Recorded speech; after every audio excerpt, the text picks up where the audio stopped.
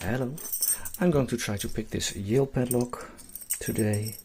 It's a disc detainer one. A lot of people didn't know this existed. I got this a while ago, before the summer.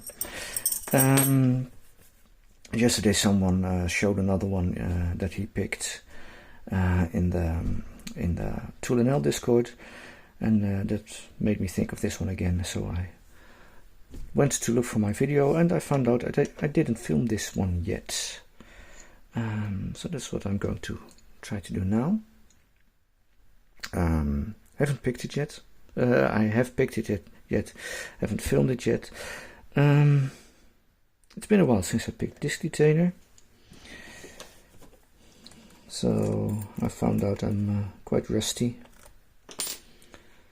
So this could be a longer pick than I would like it to be.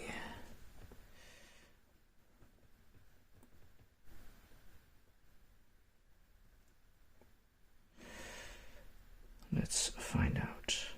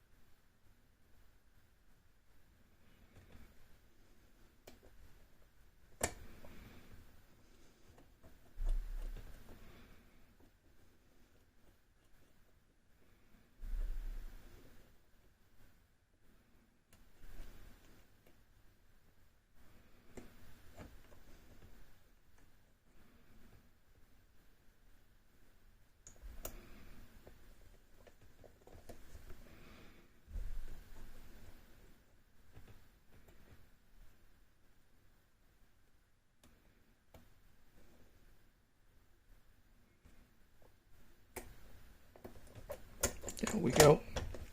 It's open.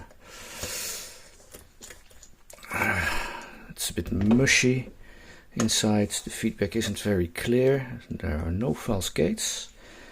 One funny thing is that the person that posted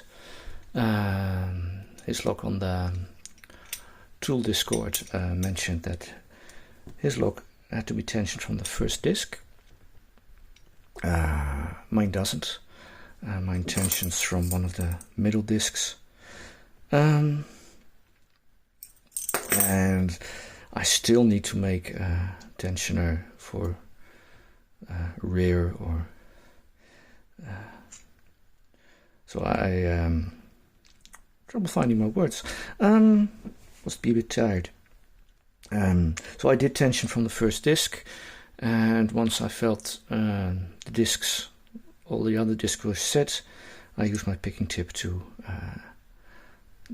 gently tension from a zero cut in the middle and counter rotate it to open, to set the first disc, and the lock opened.